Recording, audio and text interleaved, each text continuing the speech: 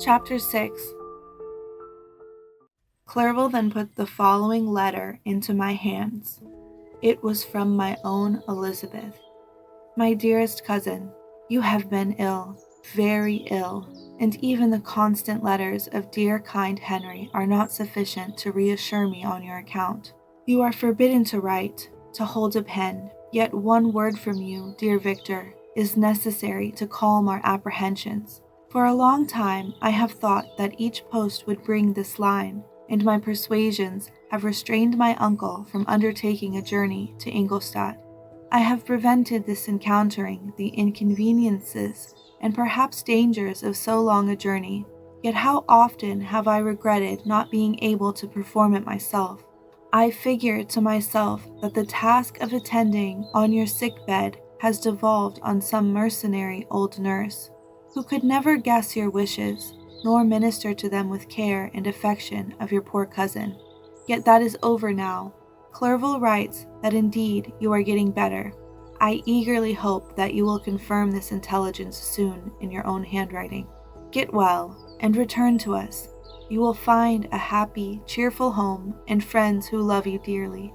Your father's health is vigorous, and he asks but to see you, but to be assured that you are well, and not a care will ever cloud his benevolent countenance. How pleased you would be to remark the improvement of our Ernest. He is now 16 and full of activity and spirit. He is desirous to be a true Swiss and to enter into foreign service. But we cannot part with him, at least until his elder brother return to see us. My uncle is not pleased with the idea of a military career in a distant country, but Ernest never had your powers of application. He looks upon study as an odious fetter. His time is spent in the open air, climbing the hills or rowing in the lake. I fear that he will become an idler unless we yield the point and permit him to enter on the profession which he has selected. Little alteration, except the growth of our dear children, has taken place since you left. The blue lake and snow-clad mountains, they never change, and I think our placid home and our contented hearts are regulated by the same immutable laws. My trifling occupations take up my time and amuse me, and I am rewarded for any exertions by seeing none but happy, kind faces around me. Since you left us, but one change has taken place in our little household. Do you remember on what occasion Justine Moritz entered our family? Probably you do not. I will relate her history, therefore, in a few words. Madame Moritz, her mother, was a widow with 4 children, of whom Justine was the third. This girl had always been the favorite of her father, but through a strange perversity, her mother could not endure her, and, after the death of M. Moritz, treated her very ill. My aunt observed this, and when Justine was 12 years of age, prevailed on her mother to allow her to live at our house. The republican institutions of our country have produced simpler and happier manners than those which prevail in the great monarchies that surround it. Hence, there is less distinction between the several classes of its inhabitants, and the lower orders, being neither so poor nor so despised, their manners are more refined and moral. A servant in Geneva does not mean the same thing as a servant in France and England. Justine, thus received in our family, learned the duties of a servant, a condition which, in our fortunate country, does not include the idea of ignorance and a sacrifice of the dignity of a human being. Justine, you may remember, was a great favorite of yours, and I recollect you once remarked that if you were in an ill humor, one glance from Justine could dissipate it. For the same reason that Ariosto gives concerning the beauty of Angelica. She looked so frank-hearted and happy. My aunt conceived a great attachment for her, by which she was induced to give her an education superior to that which she had at first intended. This benefit was fully repaid. Justine was the most grateful little creature in the world. I do not mean that she made any professions. I never heard one pass her lips, but you could see by her eyes that she almost adored her protectress. Although the disposition was gay, and in many respects inconsiderate, yet she paid the greatest attention to every gesture of my aunt. She thought her the model of all excellence, and endeavored to imitate her phraseology and manners, so that even now she often reminds me of her. When my dearest aunt died, everyone was too much occupied in their own grief to notice poor Justine, who had attended her during her illness with the most anxious affection. Poor Justine was very ill, but other trials were reserved for her. One by one, her brothers and sister died, and her mother, with the exception of her neglected daughter, was left childless. The conscience of the woman was troubled. She began to think that the deaths of her favorites was a judgment from heaven to chastise her partiality. She was a Roman Catholic, and I believe her confessor confirmed the idea which she had conceived.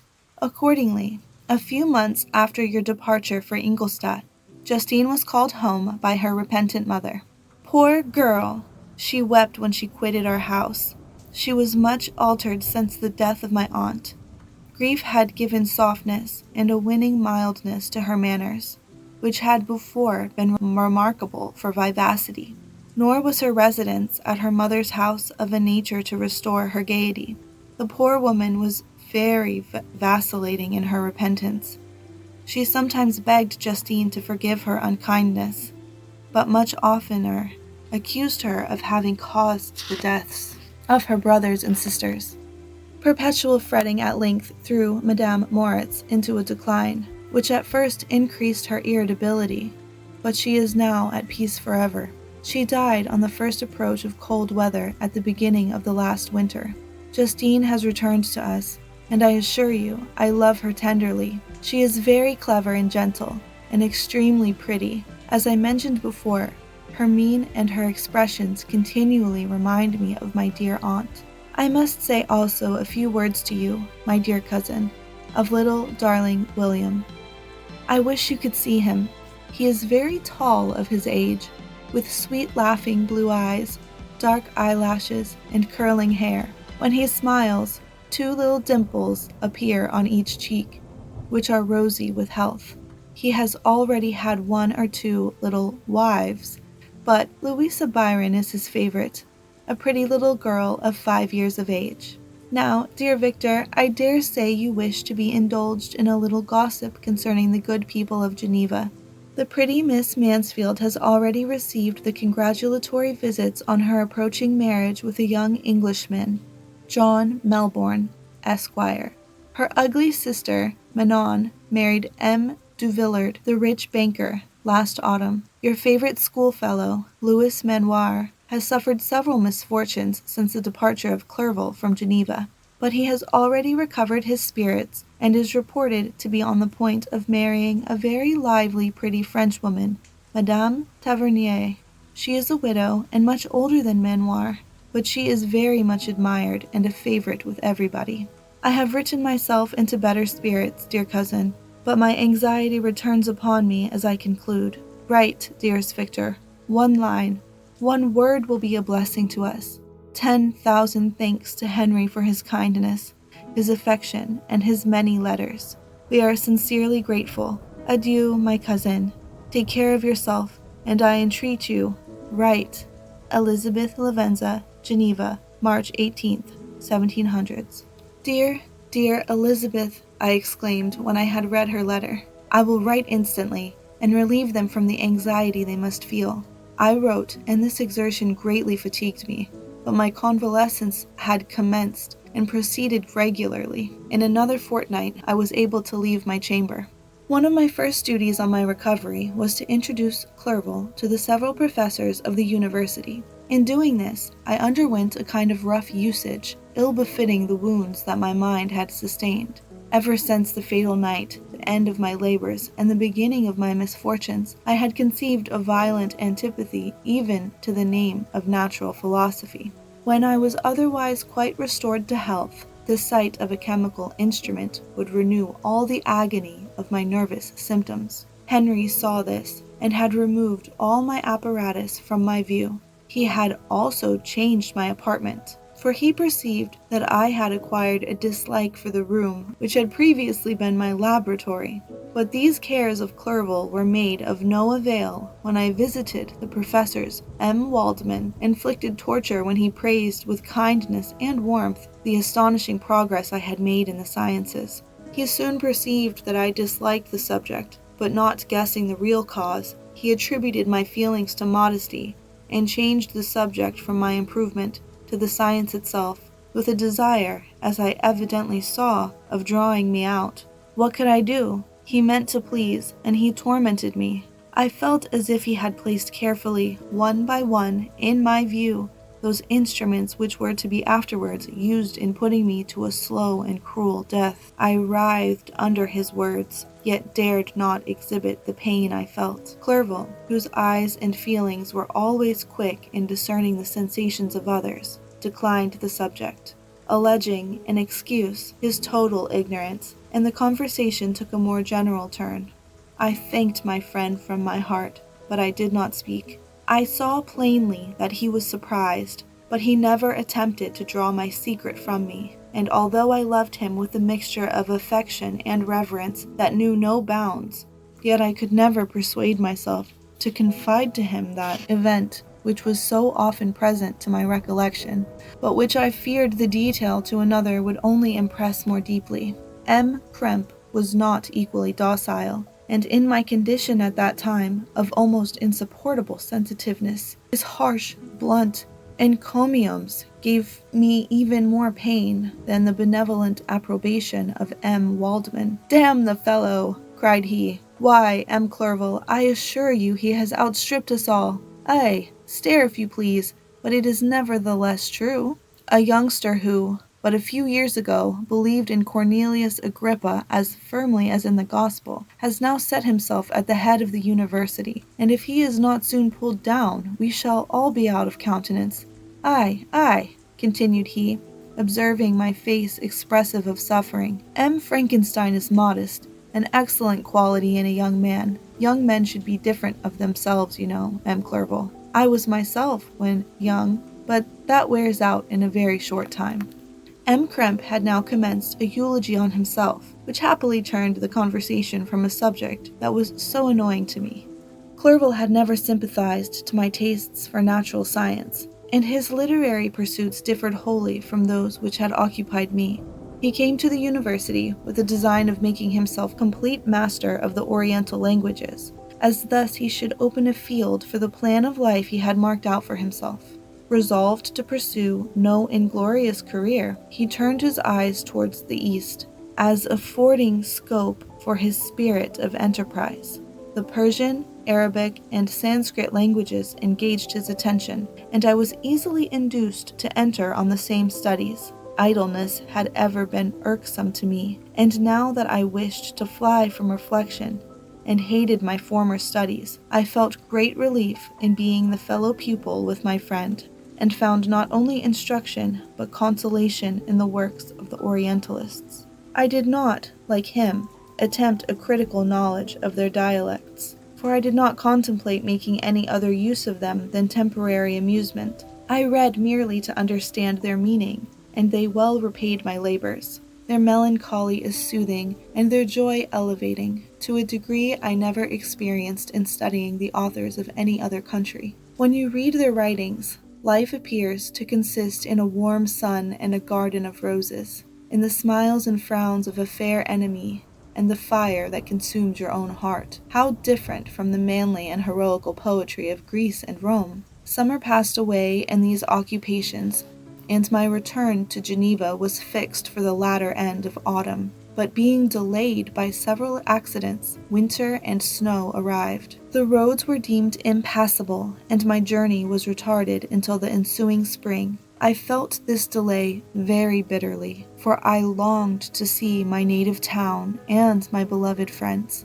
My return had only been delayed so long, from an unwillingness to leave Clerval in a strange place, before he had become acquainted with any of its inhabitants.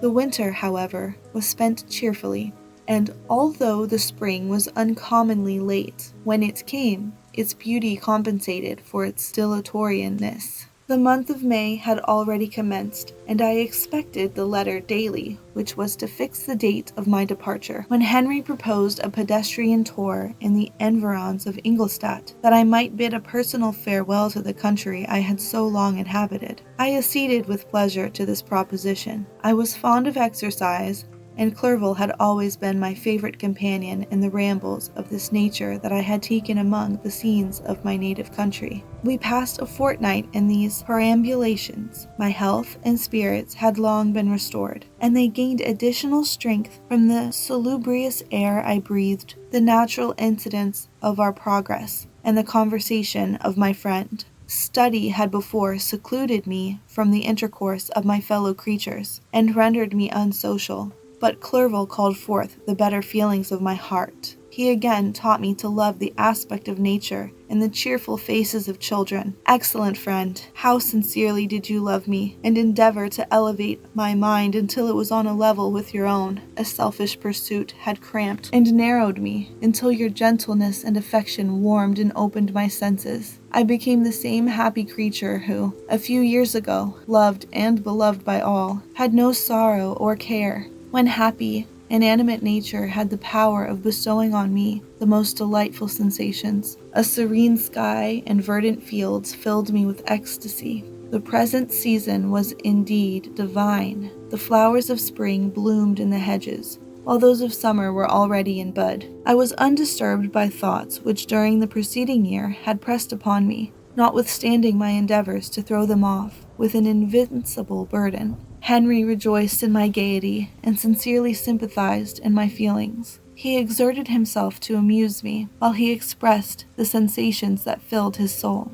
The resources of his mind on this occasion were truly astonishing. His conversation was full of imagination, and very often, in imitation of the Persian and Arabic writers, he invented tales of wonderful fancy and passion. At other times, he repeated my favorite poems or drew me out into arguments, which he supported with great ingenuity. We returned to our college on a Sunday afternoon. The peasants were dancing, and everyone we met appeared gay and happy. My own spirits were high, and I bounded along with feelings of unbridled joy and hilarity.